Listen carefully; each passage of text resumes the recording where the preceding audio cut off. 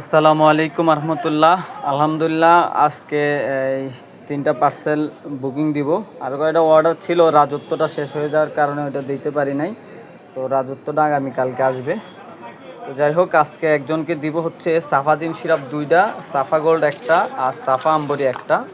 হ্যাঁ, সাথে সাথে স্টিমুলাপ গিফট করব 2টা করে।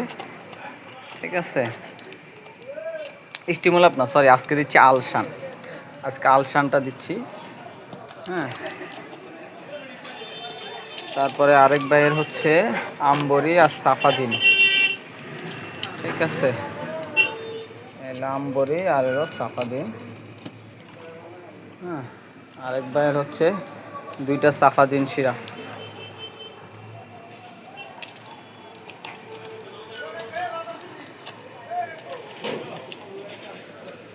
এই 2টা সাফাজিন সিরাপ।